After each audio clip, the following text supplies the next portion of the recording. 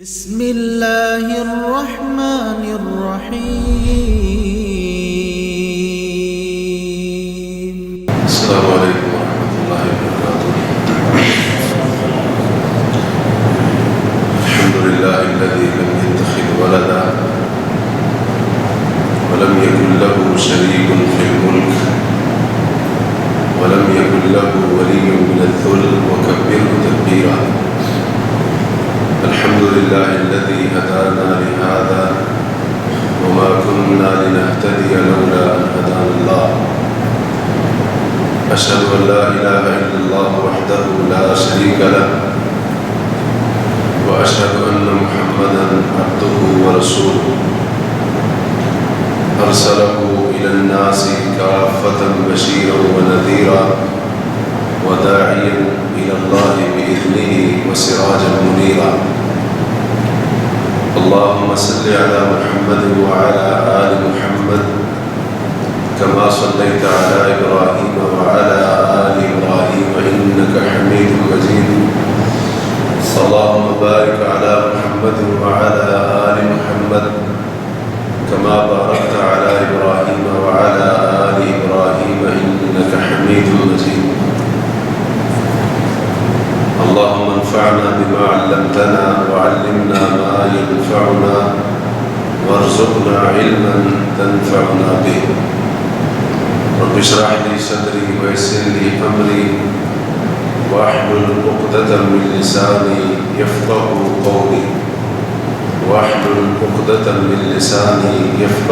قولي سبحانك لا علم لنا إلا ما علمتنا إنك أنت العليم الحكيم۔ أعوذ بالله من الشيطان الرجيم، بسم الله الرحمن الرحيم۔ وربك يخلق ما يشاء ويختار ما كان لهم الخيرة۔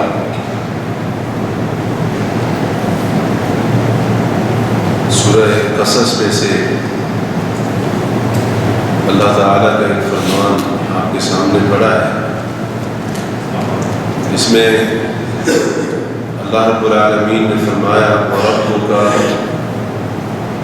يَخْلُقُ مَا يَشَاءُ وَيَخْتَارُ، کہ تیرا رب جو بھی چاہتا ہے پیدا کرتا ہے، جس چیز کے بارے میں اس کی مشیت ہوتی ہے اسے وہ بناتا ہے، وَيَخْتَارُ، اور جسے چاہتا ہے، جس چیز کو چاہتا ہے اسے پسند کر لیتا ہے، اسے چن لیتا ہے، اس کا انتخاب کر لیتا ہے۔ مَا كَانَ لَهُمُ الْخِيَرَةُ، لوگوں کے لیے، مخلوق کے لیے اختیار نہیں ہے۔ اللہ تبارک و تعالی ان شریکوں سے پاک اور بلند ہے جن کو لوگ اللہ کا شریک بناتے ہیں۔ چنانچہ اللہ تبارک و تعالی نے مہینوں میں سے محرم کے مہینے کا انتخاب فرمایا اور اس مہینے کو چنا اور اسے اس طرح سے مقام عطا فرمایا کہ اسے 4 حرمت والے مہینوں میں سے ایک بنا دیا۔ پھر محرم کے 29 یا 30 دنوں میں سے اللہ تبارک و تعالی نے یوم عاشورہ کا انتخاب فرمایا، یعنی 10 محرم کے دن کو اللہ تعالی نے چنا اور اسے محرم کے باقی تمام ایام پر، دنوں پر فضیلت اور فوقیت عطا فرمائی۔ ماہ محرم کی 10ویں تاریخ جسے یوم عاشورہ کہا جاتا ہے، اس کی بڑی اہمیت اور فضیلت ہے۔ نبی کریم صلی اللہ علیہ وسلم ابھی تک آپ کو نبی اور رسول نہیں بنایا گیا تھا، آپ کی نبوت اور رسالت سے پہلے کی بات ہے۔ عرب زمانہ جاہلیت ہی سے یوم عاشورہ کی تعظیم کرتے تھے اور اس کا بڑا احترام کیا کرتے تھے۔ زمانہ جاہلیت کے لوگ 2 طریقوں سے 10 محرم کے دن کی تعظیم کرتے تھے۔ اس دن کی تعظیم کا ایک طریقہ ان کے ہاں یہ تھا کہ وہ اس دن کا روزہ رکھا کرتے تھے، جیسا کہ حضرت عائشہ صدیقہ رضی اللہ تعالی عنہ ام المومنین کی روایت ہے، وہ کہتی ہیں کہ قریش زمانہ جاہلیت میں عاشورہ کا روزہ رکھا کرتے تھے، اور قریش کا زمانہ جاہلیت میں 10 محرم کا روزہ رکھنا، اس کی وجہ شاید یہ ہو سکتی ہے کہ حضرت ابراہیم اور حضرت اسماعیل علیہ السلام کے دین اور ان کی شریعت میں شاید اس دن کو یا اس کے روزے کو بڑی اہمیت اور مقام حاصل ہو، کیونکہ قریش حضرت ابراہیم علیہ السلام کی پیروی کا دعویٰ کرتے تھے، حضرت ابراہیم علیہ السلام کی ملت اور ان کے دین کی پیروی کا دعویٰ کرتے تھے، اگرچہ انہوں نے بہت ساری چیزیں اس کے اندر شامل کر رکھی تھی، لیکن اصل دعویٰ ان کا یہی تھا۔ اور دوسرا طریقہ اس 10 محرم کے دن کی تعظیم کا ان کے ہاں یہ ہوتا تھا کہ حضرت عائشہ صدیقہ رضی اللہ عنہ کی روایت ہے صحیح بخاری میں، فرماتی ہیں وَكَانَ يَوْمًا تُسْتَرُ فِيهِ الْكَعْبَةِ کہ 10 محرم کا دن وہ دن تھا کہ جس دن کعبہ کو غلاف پہنایا جاتا تھا، تو وہ لوگ اس دن کی تعظیم کے طور پر، اس کے احترام کے طور پر 10 محرم کے دن اللہ کے گھر کو، بیت اللہ کو غلاف پہنایا کرتے تھے، اور اسی طرح سے اس کو کپڑوں کے ساتھ ڈھانپا کرتے تھے۔ تو کہنے کا مقصد یہ ہے 10 محرم یوم عاشوراء زمانہ جاہلیت سے لوگ اس کی تعظیم کرتے تھے اور اس کی فضیلت کو، اس کے مقام کو جانتے اور پہچانتے تھے، یہ دن ان کے ہاں بڑا معروف تھا۔ دوسری چیز، 10 محرم کا دن وہ عظیم دن ہے کہ جس دن اللہ تبارک و تعالی نے حضرت موسیٰ علیہ السلام اور ان کی قوم بنی اسرائیل کو نجات دلائی، فرعون اور اس کے لشکر کو غرق کر دیا، نیست و نابود کر دیا۔ حضرت عبداللہ بن عباس رضی اللہ عنہ فرماتے ہیں کہ رسول اللہ صلی اللہ علیہ وسلم جب مدینہ تشریف لائے تو آپ نے یہودیوں کو دیکھا کہ یہودیوں نے 10 محرم کا روزہ رکھا ہوا تھا۔ آپ نے سوال کیا کہ تم نے یہ 10 محرم کا روزہ کیوں رکھا ہوا ہے؟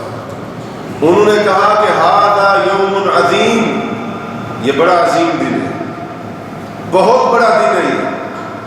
اس دن اللہ تبارک و تعالی نے حضرت موسیٰ اور ان کی قوم کو نجات دلائی، فرعون اور اس کی قوم کو غرق کر دیا۔ حضرت موسیٰ علیہ السلام نے اس کا روزہ رکھا اللہ کا شکر ادا کرنے کے لیے، اس لیے ہم بھی اس دن کا روزہ رکھتے ہیں۔ ایک دوسری روایت کے الفاظ ہیں، انہوں نے یہ جواب دیا کہ یہ وہ دن ہے جس دن اللہ تعالی نے حضرت موسیٰ علیہ السلام اور بنی اسرائیل کو فرعون کے اوپر غالب کر دیا، اس لیے ہم اس دن کی تعظیم کرتے ہوئے اس کا روزہ رکھتے ہیں۔ تو رسول اللہ صلی اللہ علیہ وسلم نے جب یہ بات سنی، آپ نے فرمایا حضرت موسیٰ علیہ السلام کی اتباع اور پیروی کا ہم تم سے زیادہ حق رکھتے ہیں، اس لیے آپ نے بھی روزہ رکھا اور صحابہ کرام کو بھی روزہ رکھنے کا حکم دیا۔ تو اس سے معلوم ہوا اس صحیح حدیث سے کہ 10 محرم کا ہی دن تھا جس دن فرعون اور اس کے لشکر کو، اس کے حواریوں کو غرق کر دیا گیا۔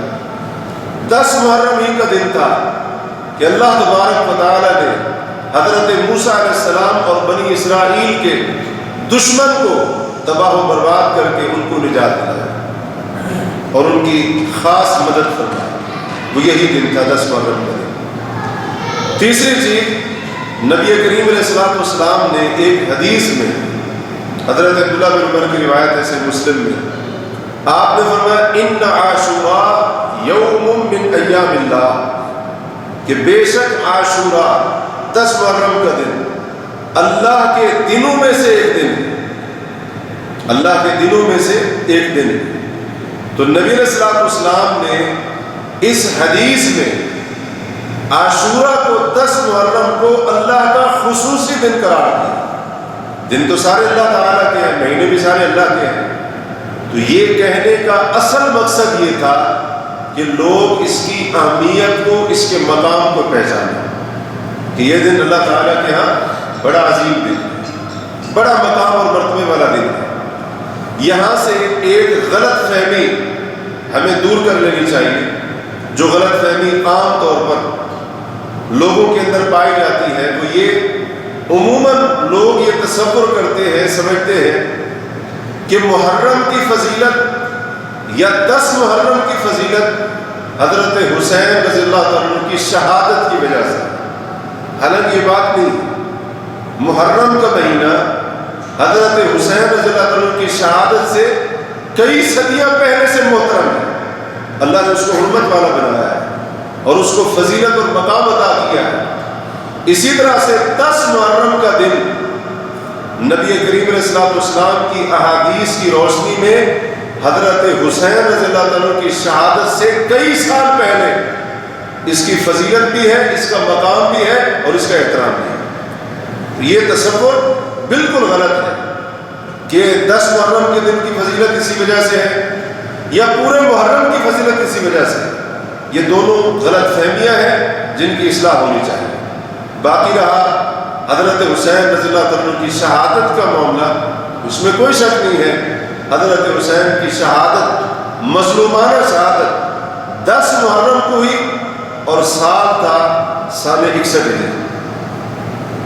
اس کے بعد یہ جو 10 محرم کا دن ہے، ابھی تک رمضان کے روزے فرض نہیں ہوئے تھے۔ رمضان کے روزے فرض ہونے سے پہلے لوگوں کو 10 محرم کا روزہ رکھنے کا حکم دیا جاتا تھا۔ سنن ترمذی میں حضرت عبداللہ بن عباس رضی اللہ عنہ کی روایت ہے، وہ کہتے ہیں کہ رسول اللہ صلی اللہ علیہ وسلم نے عاشورہ یعنی 10ویں محرم کا روزہ رکھنے کا حکم دیا، اور بعض دیگر روایات کو سامنے رکھیں تو معلوم ہوتا ہے 10 محرم کا روزہ رکھنے کا حکم کب تھا؟ رمضان کے روزے فرض ہونے سے پہلے اللہ کے رسول نے حکم دیا اور اس کی تاکید کی، اس کے اوپر بڑی احادیث اور روایات موجود ہیں۔ بلکہ ایک حدیث میں تو آتا ہے، صحیح مسلم کی روایت ہے، حضرت ربیہ صحابیہ ہے، وہ روایت کرتی ہے کہ ایک سال جب 10 محرم کا دن تھا، نبی علیہ السلام نے انصار کی بستیوں کی طرف ایک قاصد بھیجا، ایک بندے کو بھیجا یہ پیغام دے کر کہ جس نے صبح سے کچھ نہیں کھایا وہ آج کے دن روزہ رکھ لے اور اپنے روزے کو پورا کرے، اور جس نے صبح کچھ کھا بھی لیا تھا تو آپ نے اس قاصد کو حکم دے کر بھیجا وہ لوگوں کو جا کر بتائے کہ وہ باقی دن روزے کی حالت میں گزارے۔ یعنی اگر کسی کا پہلے سے روزہ تھا تو وہ تو روزہ پورا ہی کرے گا، لیکن اگر کسی کو پہلے پتہ نہیں تھا، اس روزے کا اہتمام اس نے نہیں کیا، تو اللہ کے رسول نے فرمایا باقی دن وہ روزے سے گزارے۔ تو حضرت ربیہ فرماتی ہے ہم نے اس کے بعد یہ روزہ رکھا، یہ جب سے اعلان ہوا ہم نے اس کو روزہ رکھا اور اس روزے کا ہم نے اہتمام کیا۔ کہتی ہیں ہم تو روزہ رکھتی تھی لیکن ہم اس دن اپنے چھوٹے بچوں کو بھی روزہ رکھواتے تھے، چھوٹے چھوٹے بچوں کو بھی روزہ رکھوایا کرتی تھی۔ اور پھر کہتی ہیں جب ہمارے بچے روزے کی وجہ سے، یعنی جب روزے کی حالت میں ان کو بھوک پیاس ستاتی اور وہ کھانا مانگتے، روتے کھانے اور پینے کے لیے، پانی کے لیے، تو کہتے ہیں ہم ان کو روئی کے بنے ہوئے کھلونے دے دیتے تھے تاکہ اس کے ساتھ کھیلتے رہیں اور اپنے روزے کو پورا کریں۔ تو یہ اس قدر اہتمام ہوا کرتا تھا صحابہ کرام رضی اللہ تعالیٰ عنہ کے درمیان اس عاشورہ کے روزے کو رکھنے کا، اس قدر اہتمام کے ساتھ یہ روزہ رکھا جاتا تھا۔ بلکہ بعض علماء کے نزدیک رمضان کے روزے فرض ہونے سے پہلے عاشورہ کا روزہ فرض تھا، اور یہ بات انہوں نے کچھ احادیث کی بنا پر کہی ہے، اور یقیناً ان کے جو دلائل ہیں وہ اتنے بھی کمزور نہیں ہیں۔ یعنی بعض علماء نے یہاں تک بھی کہا ہے کہ رمضان کے روزے فرض ہونے سے پہلے 10 محرم کو روزہ اللہ نے فرض کر دیا تھا. اس کے بعد جب رمضان کے روزے فرض ہو گئے رسول اللہ صلی اللہ علیہ وسلم نے اختیار دے دیا کہ چاہو تو رکھ لو اور چاہو تو نہ رکھو.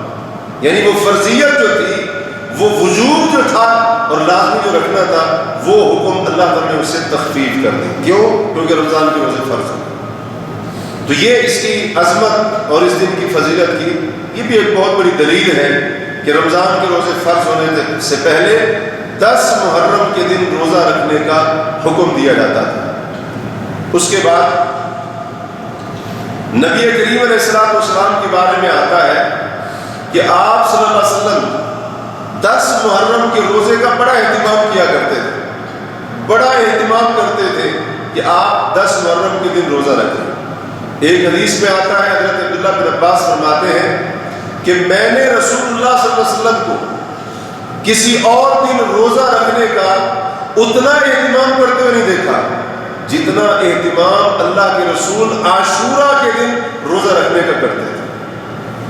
اور آپ علیہ السلام اس دن کے روزے کو باقی دنوں کے روزے پر فضیلت دیا کرتے تھے. یہ بڑا اہتمام ہوا کرتا تھا کہ نبی علیہ السلام اہتمام کے ساتھ، پابندی کے ساتھ جتنا 10 محرم کے روزے کا اہتمام کرتے اتنا کسی اور دن کے روزے کا اہتمام نہیں کیا کرتے تھے.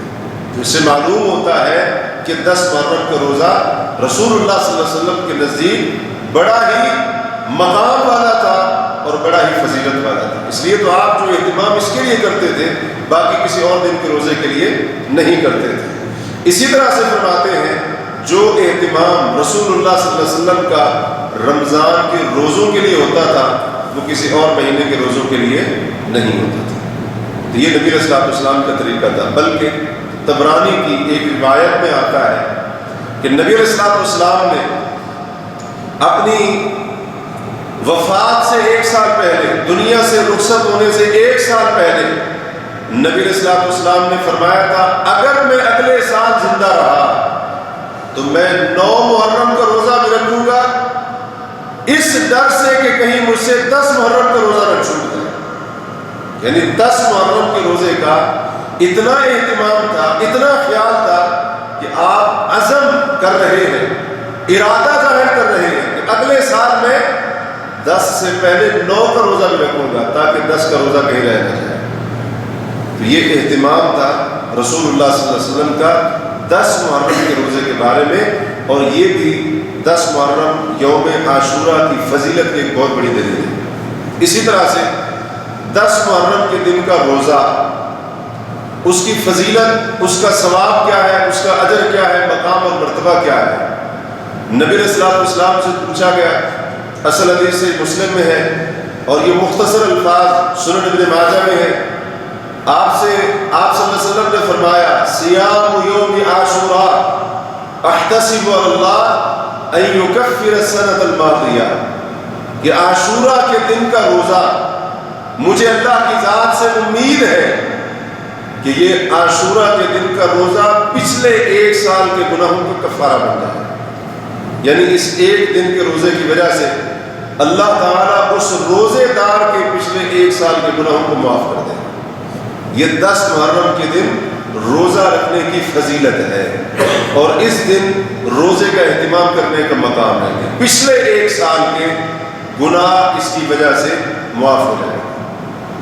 تو احادیث کی روشنی میں یہ چند ایک باتیں تھیں جن سے معلوم ہوتا ہے کہ عاشوراء کا دن، 10 محرم کا دن، اس کی بڑی اہمیت ہے اور یہ بڑا فضیلت والا دن ہے. پھر چند باتیں میں نے آپ کے سامنے رکھی، ان کو سامنے رکھتے ہوئے اور دیگر کتاب و سنت کے کچھ نصوص کو سامنے رکھتے ہوئے ہم اس چیز کے اوپر اگر غور کریں کہ 10 محرم کے دن میں ہمارے سیکھنے کے لیے کون سی باتیں موجود ہیں، ہمارے لیے کون سے دروس اور اسباق ہیں، کیونکہ یہ بڑا عظیم دن ہے اور آپ نے سنا زمانہ جاہلیت کے لوگ اس کی تعظیم کرتے آ رہے ہیں اور پھر یہودی اس کی تعظیم کرتے تھے، اس دن کا روزہ رکھتے تھے اور پھر اس کی وجہ بھی آپ نے پوری حدیث کی روشنی میں سنی. تو ہمارے لیے 10 محرم کے اس دن میں، عاشورہ کے دن میں، ہمارے سیکھنے کے لیے، ہماری نصیحت کے لیے کون سے دروس اور اسباق ہیں، تھوڑا سا ان کے اوپر بھی غور کرنے کی کوشش کرتے ہیں۔ عاشورہ کے دن میں، 10 محرم کے دن میں، ہم مسلمانوں کے لیے سب سے بڑا درس، سبق اور نصیحت یہ ہے کہ ہمیں اللہ کے وعدوں پر یقین ہونا چاہیے۔ اللہ کے وعدوں پر مسلمان کو یقین ہونا چاہیے۔ اللہ کے وعدے ہیں، اسلام بھی غالب آئے گا، مسلمان بھی غالب ہوں گے، اور اسی طرح سے اس دین کو ماننے والوں کا، حق کو ماننے والوں کا غلبہ ہوگا، حق کا بھی غلبہ ہوگا، اہل حق کا بھی غلبہ ہوگا۔ اسی طرح سے اللہ تعالیٰ کے یہ بھی وعدے ہیں، جو اسلام کے دشمن ہیں، اللہ کے دین کے دشمن ہیں، اللہ اور اس کے رسول کے دشمن ہیں، اور اسی طرح سے جو مسلمانوں کے دشمن ہیں، بالآخر وہ اپنے انجام کو پہنچیں گے۔ 10 محرم کے دن سے یہ ایک بڑا اہم سبق ہمیں ملتا ہے، اور وہ سبق کہاں سے ملتا ہے کہ اسی دن اللہ تعالیٰ نے حضرت موسیٰ علیہ السلام ان کی قوم کو نجات دلائی اور فرعون اور اس کے لشکروں کو غرق کر کے رکھ دیا۔ تو ہمیں بھی اللہ کی ذات پر یقین ہونا چاہیے۔ حضرت موسیٰ علیہ السلام کے یقین، ان کے اللہ پر توکل، اعتماد کی پچھلے درس میں بات ہو رہی تھی، آپ نے سنا تھا کہ ان کو اللہ کے اوپر کتنا یقین تھا اور اللہ کے وعدوں پر ان کو کتنا یقین تھا۔ سمندر سامنے ہے، فرعون اور اس کا لشکر بالکل پیچھے ہے، دونوں آمنے سامنے ایک دوسرے کو دیکھ رہے ہیں، یوں کہہ لیجیے سامنے بھی موت ہے، پیچھے بھی موت ہے، بظاہر بچنے کا راستہ نہیں ہے۔ قوم کے لوگ امید چھوڑ بیٹھتے ہیں، ہمت ہار جاتے ہیں، حوصلے پست ہو جاتے ہیں، یقین، ایمان ڈگمگا جاتا ہے، اس کے اندر کمزوری پیدا ہو جاتی ہے، کیونکہ ان کو چاروں طرف سے موت ہی موت نظر آ رہی تھی۔ انہوں نے کہا موسیٰ ہم تو مارے گئے، پکڑے گئے، لیکن حضرت موسیٰ علیہ السلام کا یقین دیکھیں، اللہ کے وعدوں پر ان کا یقین کتنا تھا۔ کہا کہ ہرگز نہیں، میرے ساتھ میرا رب ہے اور ان قریب مجھے وہ راستہ دکھائے گا۔ تو اسی طرح سے ہمیں بھی یقین رکھنا چاہیے اللہ کے وعدوں پر۔ حضرت موسیٰ علیہ السلام نے اپنی قوم کو اس سے پہلے کہا تھا، کہہ دیا تھا، عَسَىٰ رَبُّكُمْ أَن يُهْلِكَ عَدُوَّكُمْ، کہ اے بنی اسرائیل کے لوگوں، ان قریب تمہارا رب تمہارے دشمن کو ہلاک کر کے رکھ دے گا، اور اللہ تعالیٰ اس زمین کے اوپر تمہیں اقتدار دے گا، تمہیں قوت دے گا، تمہیں غلبہ عطا فرمائے گا۔ یہ ہے اللہ کے وعدوں کے اوپر یقین۔ اور اسی طرح سے اللہ تعالیٰ کے وعدے اہل ایمان کے ساتھ، مسلمانوں کے ساتھ، اس امت کے لوگوں کے ساتھ، امت محمد صلی اللہ علیہ وسلم کے ساتھ اللہ کے وعدے ہیں۔ اللہ نے فرمایا وَكَانَ حَقًّا عَلَيْنَا نَصْرُ الْمُؤْمِنِينَ، مسلمان اہل ایمان کی مدد کرنا ہمارا حق بنتا ہے۔ إِنَّا لَنَنصُرُ رُسُلَنَا وَالَّذِينَ آمَنُوا فِي الْحَيَاةِ الدُّنْيَا، بے شک ہم اپنے رسولوں کی مدد بھی کریں گے اور اہل ایمان کی مدد بھی کریں گے، دنیا کی زندگی میں بھی اور اس دن بھی جب گواہ کھڑے ہو جائیں گے، یعنی قیامت کے دن۔ اللہ تعالیٰ کے وعدے ہیں وَإِنَّ جُندَنَا لَهُمُ الْغَالِبُونَ، ہمارا لشکر غالب آ کر رہے گا۔ اللہ کے وعدے ہیں أَلَا إِنَّ حِزْبَ اللَّهِ هُمُ الْمُفْلِحُونَ، یہ اہل ایمان، یہ اللہ کا لشکر ہے اور اللہ کا لشکر فلاح پانے والا ہے۔ اللہ تعالیٰ کے وعدے ہیں اور اللہ کے وعدے آج بھی برقرار ہے، آج بھی قائم ہے، باقی ہے۔ یہ الگ بات ہے اگر آج مسلمان ذلیل و رسوا ہے، پستی کا شکار ہے، کمزور ہے، مغلوب ہے، محکوم، مظلوم اور مجبور ہے، اس کا یہ مطلب نہیں ہے کہ اللہ کے وعدے تبدیل ہو گئے۔ اللہ کے وعدے آج بھی قائم ہے، باقی ہے۔ اس کا مطلب یہ ہے کہ کمی ہمارے اندر ہے، تو ہمیں یقین ہونا چاہیے۔ اور یہ بات بھی یاد رکھیے، مد مقابل دشمن کتنا طاقتور کیوں نہ ہو، کتنا صاحب حیثیت اور اختیارات کا مالک کیوں نہ ہو، کتنی پاور اس کے پاس کیوں نہ ہو، لیکن جب اللہ تعالیٰ کا حکم آتا ہے، اللہ جب مدد کرتا ہے اپنے اہل ایمان بندوں کی، تو پھر اس طرح سے بھی مدد کر دیتا ہے کہ جناب بہتا ہوا سمندر اور دریا دو حصوں میں اس کا پانی تقسیم ہو جاتا ہے، اسی دریا میں سے، انہی کے راستوں میں سے حضرت موسیٰ علیہ السلام اور ان کی قوم صحیح سلامت گزر جاتی ہے۔ لیکن فرعون اور اس کا لشکر جب اس کے درمیان میں پہنچتا ہے، اللہ پانی کو ملنے کا حکم دیتا ہے اور وہ سارے کے سارے اپنے انجام کو پہنچ جاتے ہیں۔ جہاں سے مدد کا کوئی فہم و گمان بھی نہیں ہوتا، اللہ اس طرح سے بھی اپنے بندوں کی مدد کرتا ہے۔ اس لیے اہل ایمان کو یقین کا دامن نہیں چھوڑنا چاہیے۔ فرعون کتنا طاقتور تھا اور کتنا عرصہ اس نے بنی اسرائیل کو ظلم کی چکی کے اندر پیسا، ان کے بیٹوں کو قتل کر دیتا، صرف لڑکیاں زندہ باقی رہتی، اور اس کے علاوہ اور ظلم و زیادتیاں غلام بنا کے رکھا ہوا تھا۔ بظاہر تو کسی کو نہیں لگتا تھا کہ اس غلامی سے نجات ملے، لیکن اللہ نے بنی اسرائیل کو فرعون کی غلامی سے بھی نجات دی، ان کے ظلم سے بھی بچایا، اور صرف اتنا ہی نہیں بلکہ اس فرعون کو ہمیشہ کے لیے نشان عبرت بنا دیا۔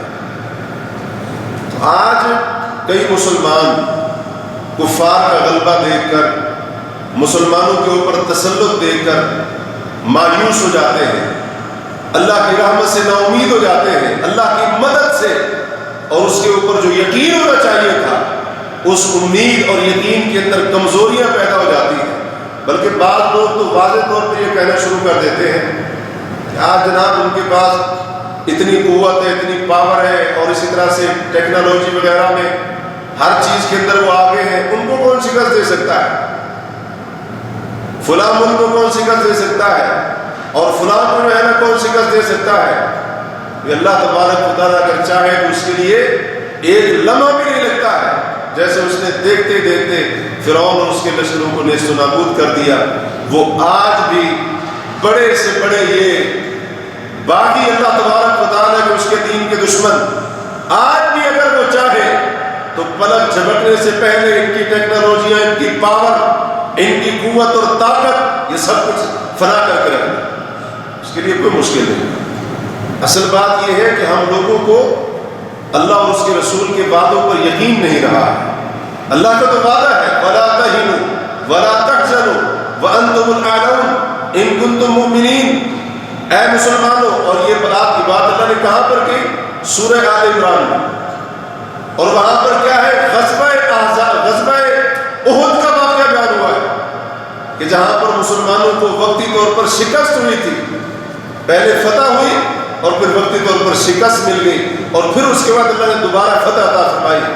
اللہ نے اسی صورت کے اندر یہ فرمایا ہے وَلَا تَهِنُوا، مسلمانوں بزدلی اختیار نہ کرنا، کمزور نہ ہو جانا، وَلَا تَحْزَنُوا، اگر وقتی طور پر تم مغلوب ہو گئے، تمہارے اوپر شکست مسلط ہو گئی اور تمہارے کچھ ساتھی شہید بھی ہو گئے، اس کے اوپر غمگین نہیں ہونا ہے۔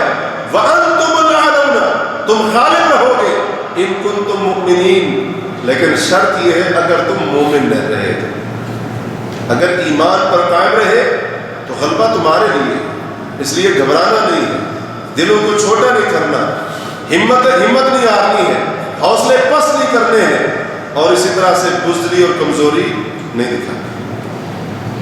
اللہ تعالیٰ کے تو وعدے، تو اللہ کے وعدوں پر یقین ہونا چاہیے، اس کے رسول کے وعدوں پر یقین ہونا چاہیے۔ اللہ تبارک و تعالیٰ کے وعدے پورے ہونے میں، اللہ کی مدد آنے میں دیر تو ہو سکتی ہے، ایسا نہیں ہو سکتا ہے کہ اللہ کی مدد نہ آئے۔ اس کے بعد دوسرا ایک بڑا سبق عاشورہ کے دن میں ہمارے لیے یہ بھی ہے کہ اللہ تعالیٰ کی پکڑ بڑی سخت ہے۔ جب وہ پکڑتا ہے تو بڑے سے بڑے ظالم، جابر، سرکش، ان کی ساری اکڑ، سارا غرور اور تکبر خاک کے اندر مل جاتا ہے۔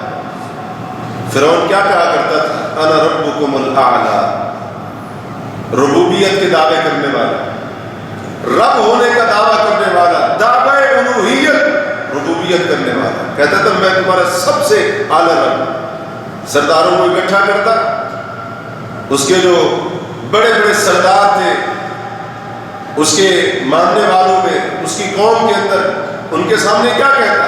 ما علمت لکم من الہ غیری، کہ اے میری قوم کے سرداروں، میرے وزیروں، مشیروں، میں نے اپنے سوا تمہارے لیے کوئی اور الہ و معبود جانے نہیں، یعنی تمہارا الہ میں ہوں، تمہارا معبود میں ہوں۔ اور حضرت موسیٰ علیہ السلام نے جب آ کر فرعون کو اللہ کی توحید کا پیغام سنایا، اپنی رسالت بیان کی، تو فرعون نے نظرہ مذاق کہا تھا اپنے وزیر حامان کو کہ اے حامان، میرے لیے ایک محل بناؤ، اونچا محل بناؤ، میں ذرا آسمانوں کے اندر جھانک کر دیکھوں کہ بھلا وہ الہ اور رب ہے بھی صحیح جس کے بارے میں موسیٰ کہہ رہا ہے، نعوذ باللہ من ذلک، وَإِنِّي لَأَظُنُّهُ كَاذِبًا، اور میں موسیٰ کو جھوٹا تصور کرتا ہوں، میں نہیں سمجھتا کہ آسمانوں کے اندر کوئی الہ ہو، کوئی رب ہو۔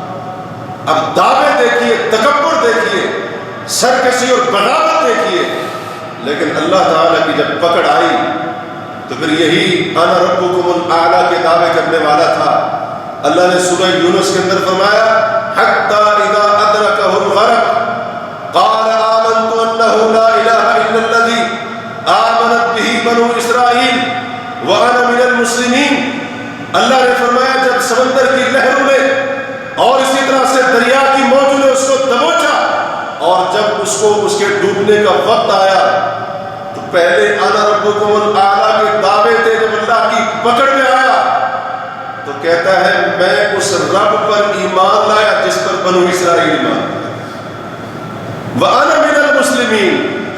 پہلے کہتا تھا میں تمہارے لیے اپنے سوا کوئی معبود جانتا ہی نہیں ہوں، اب کہہ رہے وَأَنَا مِنَ الْمُسْلِمِينَ، میں مسلمان ہو گیا ہوں۔ اللہ نے فرمایا الآن وقد عصیت قبل وکنت من المفسدین، وکنت من المفسدین، اے فرعون اب تجھے ایمان یاد ہے، اس سے پہلے تو نے نافرمانیاں کی، بغاوتیں کی، اور تو زمین کے اندر فساد پھیلانے والا تھا۔ تو اللہ تبارک و تعالی بڑے سے بڑے کو پکڑنے والا ہے۔ انسان کسی وہم کے اندر، کسی خیال کے اندر مبتلا نہ رہے، جناب اس کے پاس اقتدار آ گیا، اس کے پاس بادشاہت آ گئی، قوت آ گئی، پیسہ آ گیا، تو وہ یہ سمجھے مجھ سے کوئی پوچھنے والا نہیں، اور اسی طرح سے خود کو خدا سمجھنے لگ جائے، اور اسی طرح سے ربوبیت کے خواب دیکھنے لگ جائے۔ نہیں، اللہ تبارک و تعالیٰ جب پکڑتا ہے تو اس طرح کے بڑے بڑے باغی اور مجرم بھی پھر اس پکڑ کی تاب نہیں لاتے ہیں، اور جو پہلے رب ہونے کے دعوے کرتے تھے وہ موت کو سامنے دیکھ کر اللہ کی گرفت میں جب آئے تو پھر وہ بھی کہہ رہے تھے کہ ہم اب مومن بن گئے، ہم اب مسلمان ہیں۔ تو اللہ تعالیٰ کی پکڑ بڑی سخت ہے۔ تو اگر آج دنیا کے اندر جابر اور ظالم قسم کے لوگ موجود ہیں، اللہ کے باغی موجود ہیں، تو اس کا یہ مطلب نہیں ہے کہ اللہ تبارک و تعالیٰ ان سے غافل ہے۔ وَلَا تَحْسَبَنَّ اللَّهَ غَافِلًا عَمَّا يَعْمَلُ الظَّالِمُونَ، اللہ نے فرمایا ظالم جو کر رہے ہیں اس سے اللہ کو ہرگز غافل نہ سمجھنا۔ إِنَّمَا يُؤَخِّرُهُمْ لِيَوْمٍ تَشْخَصُ فِيهِ الْأَبْصَارُ، اللہ ان کو اس دن کی طرف ڈھیل دے رہا ہے جس دن کے اندر قیامت کے دن آنکھیں پھٹی کی پھٹی رہ جائیں۔ اور اللہ تعالیٰ کا فرمان ہے إِنَّ بَطْشَ رَبِّكَ لَشَدِيدٌ، تیرے رب کی پکڑ بڑی سخت ہے۔ اللہ کا فرمان ہے وَكَذَلِكَ أَخْذُ رَبِّكَ إِذَا أَخَذَ الْقُرَىٰ وَهِيَ ظَالِمَةٌ، اسی طرح سے تیرا رب پکڑتا ہے ان بستی والوں کو جو بستی والے ظالم تھے۔ إِنَّ أَخْذَهُ أَلِيمٌ شَدِيدٌ، اللہ کی پکڑ بڑی دردناک بھی ہوتی ہے، سخت بھی ہوتی ہے۔ جیسے وہ کہتے ہیں نا اللہ کی لاٹھی بے آواز ہے، بے آواز ہے۔ تو جب یہ لاٹھی برستی ہے نا، عذاب کا کوڑا برستا ہے، تو بڑے بڑوں کی عقل ٹھکانے پر آ جاتی ہے۔ تو عاشورہ کے دن سے ایک درس ہمیں یہ بھی ملتا ہے کہ اللہ کی پکڑ بڑی سخت ہے، اور بڑے سے بڑا مجرم اور باغی کیوں نہ ہو، اللہ تعالیٰ ایک دن اس کو پکڑے گا، اور پھر اللہ تعالیٰ اس ظالم کو رہتی دنیا تک کے لوگوں کے لیے نشان عبرت بنا دے گا۔ عاشورہ کے دن کے اسباب میں سے ایک سبق اور نصیحت میرے اور آپ کے لیے یہ بھی ہے کہ مومن کو جب نعمت ملتی ہے تو مومن اللہ کا شکریہ ادا کرتا ہے۔ حضرت موسیٰ علیہ السلام نے 10 محرم کے دن روزہ کیوں رکھا تھا؟ کیوں رکھا تھا بھائی؟ اللہ کا شکر ادا کرنے کے لیے کہ یا اللہ آپ کا شکریہ، آپ کا شکر ہے، آپ نے ہمیں نجات دی، فرعون کے اوپر غالب کیا، اور اس کو، اس کے لشکروں کو، اس کے حواریوں کو ان کے انجام تک پہنچا دیا۔ فصامہ موسیٰ شکرا، یہودیوں نے کہا تھا، جو روزہ رکھتے تھے مدینہ کے رہنے والے یہودی 10 محرم کا روزہ رکھتے تھے، کہا اس دن حضرت موسیٰ علیہ السلام نے اللہ کا شکر ادا کرنے کے لیے روزہ رکھا تھا، اس لیے ہم بھی روزہ رکھتے ہیں۔ اور پھر نبی علیہ السلام نے فرمایا کہ ہم موسیٰ علیہ السلام کی پیروی کا تم سے زیادہ حق رکھتے ہیں۔ اگر حضرت موسیٰ علیہ السلام نے اس دن روزہ رکھا تھا، اس نعمت کے ملنے پر جو اللہ نے نعمت ان کو عطا کی، فرعون سے نجات دلائی، فرعون اس کی نسلوں کو غرق کر دیا، یہ اللہ کا انعام تھا، اس کے شکریہ پر اگر موسیٰ علیہ السلام نے روزہ رکھا تو ہم بھی موسیٰ علیہ السلام کی پیروی میں روزہ رکھیں۔ تو کیا معلوم ہوا، جب ہمیں نعمت ملے تو کیا کرنا ہے؟ ہم نے بھنگڑے ڈالنے، موسیقی، گانے بجانے، عورتوں کے رقص، یہ ہمیں سبق ملتا ہے؟ نہیں، ہمیں تو نبیوں کی سیرت سے یہ سبق مل رہا ہے، انبیاء کی سیرت سے یہ ہمیں درس مل رہا ہے کہ نبیوں نے حضرت موسیٰ علیہ السلام جیسی جلیل القدر شخصیت نے اس دن کا اللہ کے شکرانے کے طور پر روزہ رکھا، اور اللہ کا انعام تھا، یہ کوئی نعمت سے کم تھا کہ فرعون کے ظلم سے بربریت سے نجات مل گئی اور وہ اپنے انجام کو پہنچا، انعام تھا، نعمت تھی، نعمت کے اصول پر اللہ کا شکریہ ادا کیا، بھگڑے نہیں ڈالے۔ اور آج ہم کیا کرتے ہیں؟ گھر میں بیٹا پیدا ہوا، بلاؤ جی، وہ جو تماشبین ہوتے ہیں، ڈھول بجانے والے، اور اسی طرح سے گانے بجانے کی محفلیں، ناچ گانا ہو رہا ہے۔ کیا ہے کہ گھر میں بیٹا ہوا ہے، اللہ کا بڑا کرم ہوا ہے، بڑے عرصے کے بعد بیٹا ہوا ہے، شادی بیاہ ہے تو اس کے اندر ہم کیا کرتے ہیں جی؟ شادی بیاہ، اولاد کی شادی ہو جائے، یہ بھی انسان کے لیے ایک نعمت ہی ہوتی ہے، خوشی کا موقع ہے، تو جناب اس کے اندر بھی ہم کیا کرتے ہیں؟ اللہ کی نافرمانیاں کرتے ہیں۔ عاشورہ کے دن سے ہمیں یہ سبق مل رہا ہے کہ جب مومن کو نعمت ملتی ہے تو وہ اللہ کی نافرمانی نہیں کرتا ہے، بلکہ اللہ کا شکریہ ادا کرتا ہے، عبادت کر کے، اللہ کی فرما برداری کر کے۔ اور نبی علیہ السلام کی حدیث بھی ہے، آپ نے فرمایا عجبا لامر المؤمن، مومن کا معاملہ بڑا تعجب والا ہے، بڑا تعجب والا ہے، اور یہ چیز صرف مومن کو ہی حاصل ہوتی ہے۔ وہ کیسے؟ تعجب والا معاملہ کیسے ہے؟ فرمایا مومن کا سارا معاملہ بھلائی پر مبنی ہوتا ہے، اگر اسے کوئی نعمت ملتی ہے، خوشی ملتی ہے تو فرمایا اللہ کا شکریہ ادا کرتا ہے، اور اگر غم آ جائے، مصیبت کا سامنا کرنا پڑ جائے تو پھر صبر کرتا ہے۔ یہ مومن کا طریقہ ہوتا ہے۔ نبی کریم علیہ السلام کو دیکھ لیں، اللہ کے رسول کا طریقہ دیکھ لیں، جب آپ علیہ السلام کو کوئی خوشخبری ملتی تو آپ کیا کرتے تھے؟ کیا کہتے تھے؟ الحمدللہ رب العالمین، اللہ کا شکریہ ادا کرتے تھے، اللہ تعالیٰ کا شکریہ ادا کرتے تھے۔ تو اہل ایمان کو چاہیے کہ جب نعمت ملے جی، اور اسی طرح سے اللہ کی طرف سے انعام ملے، دشمن پر غلبے کی صورت میں ہو جی، اسی طرح سے دشمن کے شکست خوردہ ہونے کی صورت میں ہو، تو اہل ایمان جی اس کے اوپر بھنگڑے نہیں ڈالتے ہیں۔ آج ہمارے یہاں کیا ہوتا ہے جی؟ یوم آزادی ہے، آزادی ہے، آزادی ملی تھی، کیا ہو رہا ہے؟ دنیا جہان کی بے حیائی کے کام کیے جا رہے ہیں۔ یہ اہل ایمان کا طریقہ نہیں ہوتا ہے۔ حضرت موسیٰ علیہ السلام، ان کی قوم کو آزادی ملی، کیا کیا انہوں نے؟ اللہ کا شکریہ ادا کیا، نافرمانی نہیں کی، بے حیائی کے کام نہیں کیے۔ اور اللہ تعالیٰ نے سورۃ النصر میں کیا فرمایا؟ اذا جاء نصر اللہ والفتح، اے نبی علیہ السلام، جب اللہ کی مدد آ جائے، والفتح، فتح بھی آ جائے، فتح سے مراد فتح مکہ ہے، جب مکہ فتح ہو جائے، ورأیت الناس يدخلون فی دین اللہ افواجا، اور آپ اپنی آنکھوں سے دیکھ لیں کہ لوگ فوج در فوج، قافلے در قافلے، وفدوں کے وفد، جماعتوں کی جماعتیں اللہ کے دین میں داخل ہو رہے ہیں، تو پھر کیا کرنا؟ فسبح بحمد ربک واستغفر۔ اب دیکھیں خوشخبریاں مل رہی ہیں، مکہ کی فتح کی خوشخبریاں مل رہی ہیں، اللہ کی مدد کی خوشخبریاں مل رہی ہیں، اور لوگوں کے قافلہ در قافلہ اسلام کے اندر داخل ہونے کی خوشخبریاں مل رہی ہیں، لیکن اس کے ساتھ اللہ کیا حکم دے رہا ہے؟ فسبح بحمد ربک واستغفر، اے نبی آپ اللہ کی تسبیح بیان کریں، اللہ کی حمد بیان کریں اور ساتھ ساتھ اللہ سے استغفار کریں، انہ کان توابا، آپ کا رب بڑا توبہ قبول کرنے والا ہے۔ تو جب آزادیاں ملتی ہیں تو پھر مسلمان اس قسم کے کام نہیں کرتے ہیں، نافرمانی والے معاملے نہیں کرتے ہیں، شکر گزاریاں ہوتی ہیں، اللہ کے شکریہ ادا کیے جاتے ہیں، جیسا کہ حضرت موسیٰ علیہ السلام نے اللہ کا شکر ادا کرنے کے لیے اس دن کا روزہ رکھا۔ یا اللہ تیرا شکر ہے تو نے ہمیں ہمارے دشمن سے نجات دلائی، اس لیے ہم اس دن کا روزہ رکھتے ہیں۔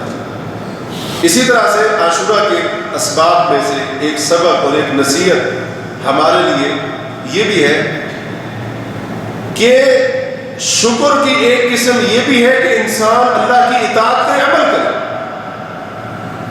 عام طور پر شاید ہم یہ سمجھتے ہیں کہ اللہ کا شکر ادا کرنے کا مطلب یہ ہے کہ ہم صرف زبان سے الحمدللہ کہتے ہیں، زبان سے ہم کہتے ہیں یا اللہ تیرا شکر ہے۔ اگر ہماری یہ سوچ یہ تصور ہے تو یہ بالکل غلط ہے۔ شکر تین طرح کا ہوتا ہے، اللہ کا شکریہ، اللہ کی نعمتوں پر شکریہ تین طرح سے ادا ہوتا ہے۔ ایک ہوتا ہے دل کے ساتھ کہ ہمارا دل اللہ کی نعمت کو پہچاننے والا ہو اور ہمارا دل اس بات کو مان رہا ہو کہ یہ نعمت اللہ ہی نے مجھے دی، یہ دل کا شکر ہو۔ یہاں پر سوال یہ پیدا ہوتا ہے کیا ہم اپنے دل سے بھی اللہ کا شکریہ ادا کرتے ہیں؟ ایسا تو نہیں ہوتا ہے کہ ہم جناب زبان سے تو کہہ رہے ہو یا اللہ تیرا شکر ہے، لیکن ہمارے دل میں یہ ہو جناب یہ نعمت فلاں سرکار کی وجہ سے ملی، یہ نعمت مجھے میری محنت کی وجہ سے ملی ہے، میرے فن کی وجہ سے ملی، یہ تو میری مہارت تھی، یہ تو میرا علم تھا، قابلیت تھی۔ یہ دل کا شکریہ نہیں ہے۔ دل کی شکر گزاری یہ ہے کہ بندے کا دل اس بات کو تسلیم کرے کہ یہ نعمت اللہ ہی کی دی ہوئی ہے، اور اگر اللہ نہ دیتا تو اس نعمت کو حاصل کرنا میرے بس کی بات نہیں۔ دوسرے شکریہ ادا کرنے کا دوسرا طریقہ ہوتا ہے بندہ زبان سے شکریہ ادا کرے، دل بھی شکر گزار اور زبان بھی شکر گزار۔ اور تیسرا طریقہ یہ ہوتا ہے کہ بندہ عمل کے ذریعے شکریہ ادا کرے۔ عمل کے ذریعے کیا مطلب؟ یعنی اللہ نے نعمت دی تو بندہ پھر اللہ کی فرما برداری والا کام کرے، اللہ کی فرما برداری والا کام کرے، عمل کے ذریعے شکریہ ادا کرے۔ مثال کے طور پر ایک بندے کو نعمت ملی، اس نے بطور شکریہ شکرانہ اللہ کے لیے نماز پڑھی، نعمت ملی اللہ کے لیے اس نے روزے رکھے شکریہ کے طور پر، نعمت ملی اللہ کے لیے اس نے مال صدقہ کیا، تو عمل کرے، عمل کے ذریعے شکر ادا کرے۔ جیسا کہ حضرت موسیٰ علیہ السلام نے کیا کیا تھا؟ صرف زبان سے شکریہ ادا کیا تھا؟ نہیں، حضرت موسیٰ علیہ السلام نے 10 محرم کا روزہ رکھا اللہ کا شکر ادا کرنا۔ روزہ عمل ہے، روزہ عمل، تو اس سے ہمیں یہ درس مل رہا ہے کہ ہم اپنے عمل کے ذریعے بھی اللہ کا شکر گزار کریں۔ یہ نہ ہو کہ ہم اللہ کی نعمتیں لیتے رہیں اور اسی طرح سے ان سے فائدہ اٹھاتے رہیں، اللہ کی نعمتیں کھاتے پیتے رہیں لیکن جی بھر کے اس کی نافرمانی کریں، یہ اللہ کی شکر گزاری نہیں۔ بے شک ہم اپنی زبان سے جتنا شکریہ مرضی ادا کرتے رہیں، جتنا جو ہے نا ہم دل کے اندر یہ اپنے تصور قائم کر لیں کہ نعمتیں اللہ کی دی ہیں، اگر عمل ہمارا اللہ کی نافرمانی والا ہے، گناہ کے کام والا ہے، نعمتیں ہم اس کی لیے کھاتے ہیں لیکن بات اسی کی نہیں مانتے، اسی کے حکم کی مخالفت کرتے ہیں، تو یاد رکھیے ہم اس وقت تک شکر گزار نہیں بن سکتے جب تک ہم عمل کے ذریعے بھی اللہ کا شکریہ ادا کریں۔ اللہ نے قرآن کے اندر فرمایا اعملوا آل داؤد شکرا۔ حضرت داؤد علیہ السلام، حضرت سلیمان، ان کی اولاد کا، حضرت داؤد کی اولاد کا، ان کا ذکر کرنے کے بعد اعملوا آل داؤد شکرا، اے داؤد، آل داؤد عمل کرو شکرا، اللہ کا شکر ادا کرنے کا۔ تو معلوم ہوا کہ عمل کے ذریعے بھی اللہ کا شکر ہوتا ہے، جو کہ آج افسوس کے ساتھ ہمارے اندر نہیں ہے، تو بہت کم ہے۔ عمل کے ذریعے ہم شکریہ ادا نہیں کرتے، عمل کے ذریعے شکر کریں۔ اور نبی علیہ السلام کی سیرت کو دیکھیں اللہ کے رسول کے بارے میں آتا ہے کہ جب آپ کو خوشخبری ملتی تو آپ کیا کرتے تھے؟ خر ساجدا شاکرا للہ. خوشخبری ملتی اللہ کے رسول علیہ الصلوۃ والسلام اللہ کا شکر ادا کرنے کے لیے سجدے میں گر جاتے ہیں، جسے سجدہ شکر کہا جاتا ہے. سجدہ عمل ہے، یہ اس کا تعلق زبان کے ساتھ ہے، عمل ہے یہ. اللہ کے رسول اللہ کا شکر ادا کرنے کے لیے خوشخبری کے اوپر سجدے کے اندر گئے. تو ہمیں بھی چاہیے کہ ہم عمل کے ذریعے بھی اللہ کا شکریہ ادا کریں، اپنا عمل وہ بنائے جو اللہ کو پسند ہو، اللہ کو راضی کرنے والا.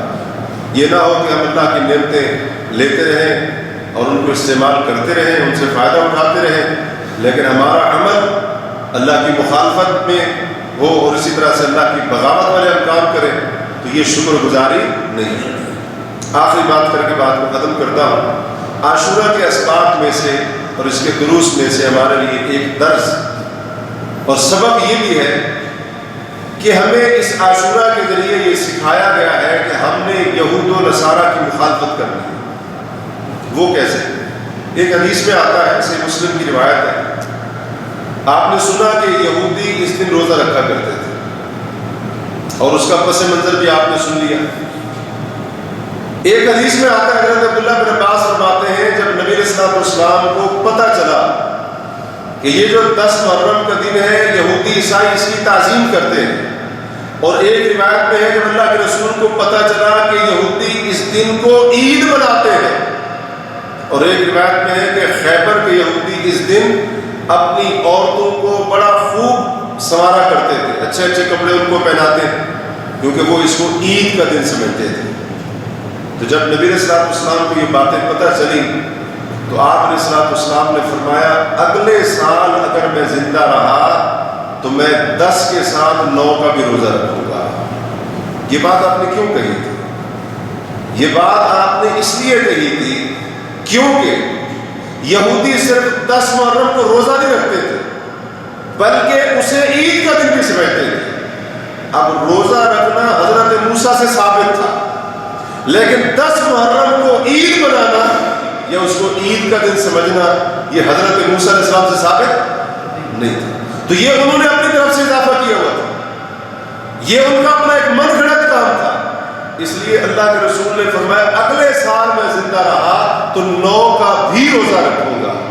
10 کا روزہ تو رکھنا ہی رکھنا ہے حضرت موسیٰ کی اتباع میں، لیکن 9 کا روزہ کیوں رکھوں گا؟ علماء کہتے ہیں اس لیے تاکہ یہودیوں کی مخالفت ہو. 10 کا روزہ رکھنے سے حضرت موسیٰ علیہ السلام کی پیروی ہو جائے، اور 9 کا روزہ کیوں رکھوں گا؟ یہودیوں کی مخالفت ہو جائے اس کام کے اندر جو انہوں نے اپنی طرف سے گھڑ لیا. کہنے کا مقصد ہے اس لیے حضرت عبداللہ بن عباس فرمایا کرتے تھے خالف الیہود والنصارى صوم التاسع والعاشر، کہ لوگوں 9 اور 10 دونوں کا روزہ رکھو اور یہودیوں کی مخالفت کرو. اب یہاں سے غور کیجئے، روزہ رکھنا عبادت ہے، روزہ رکھنا عبادت ہے، لیکن اس معاملے میں بھی اللہ کے رسول صلی اللہ علیہ وسلم نے ان کی مخالفت کی. وہ اکیلے ایک دن کا رکھتے تھے، آپ نے ایک دن پہلے رکھنے کا عزم کیا تاکہ ان کی مخالفت ہو جائے. تو جب عبادت کے کاموں میں اس طرح کے کاموں کے اندر اللہ کے رسول ان کی مخالفت کرنے کے لیے سب کچھ کہہ رہے ہیں، ارادہ فرما رہے ہیں، تو باقی چیزوں کے اندر مخالفت نہیں ہوگی ان کی. تو عاشورہ کا یہ بڑا ایک عام سبق ہے ہمارے لیے کہ ہم یہود و نصارہ کی، اللہ کے دشمنوں کی مخالفت کریں، اور یہ ہمارے دین کا ایک بڑا اہم قاعدہ ہے. اور اسی طرح سے بنیادی باتوں میں سے، دین کی بنیادی باتوں میں سے کہ ہم ہر معاملے میں اللہ کے دشمنوں کی مخالفت کریں. ہمارے رسول نے، ہمارے پیغمبر نے، ہمارے دین نے ہمیں یہی سکھایا ہے. تو اللہ تبارک و تعالیٰ سے دعا ہے کہ اللہ تبارک و تعالیٰ ہمیں ان باتوں پر غور و فکر کرنے کے بعد ان کے مطابق ہمیں اپنی اصلاح کرنے کی توفیق عطا فرمائے. آخر میں ایک یاد دہانی بھی ہے اور ایک اعلان بھی ہے. یاد دہانی یہ کہ آج 7 محرم ہے، کل 8 اور پرسوں اتوار کے دن 9 محرم ہے، اور سوموار کے دن 10 محرم ہے. تو انشاءاللہ ہم نے 9 اور 10 کا روزہ رکھنا ہے. 10 محرم کا روزہ اس کی فضیلت آپ سب نے سن لی، 1 سال کے گناہ معاف ہو جاتے ہیں، اور 9 کا روزہ بھی نبی علیہ الصلوۃ والسلام نے ارادہ فرمایا تھا لیکن زندگی نے وفا نہ کی تھی، اگلا محرم آیا ہی نہیں، آپ پہلے دنیا سے چلے گئے، اس لیے آپ 9 کا بھی رکھنا ہے اور 10 کا بھی رکھنا ہے۔ تو ہم نے انشاءاللہ اس روزے کا اہتمام کرنا ہے، خود بھی یہ روزہ رکھیں، گھر والوں کو بھی ترغیب دلائیں، اور ہمارے ملکوں کے اندر پاکستان، انڈیا، بنگلہ دیش کے اندر سوموار کو 9 محرم ہوگی، منگل کو 10 ہوگی، تو ان کو بھی ترغیب دلائیں تاکہ وہ بھی اس سنت کو زندہ کریں اور اسی طرح سے یہ روزہ رکھیں اور ان کو بھی اجر حاصل ہو اور انشاءاللہ ہم بھی اجر حاصل کریں۔ اور اعلان یہ ہے کہ اسی مسجد کے اسی حال میں انشاءاللہ 9 اور 10 محرم کے روزے کی افطاری ہوگی، تو ہم سب نے انشاءاللہ کوشش کرنی ہے، اہتمام کرنا ہے، اور سب کے لیے انشاءاللہ یہاں پر افطاری کا اہتمام ہوگا۔ اللہ تبارک و تعالی ہمیں عمل کرنے کی توفیق عطا فرمائے۔ صلی اللہ تعالی علی نبینا محمد وعلی آلہ وصحبہ اجمعین۔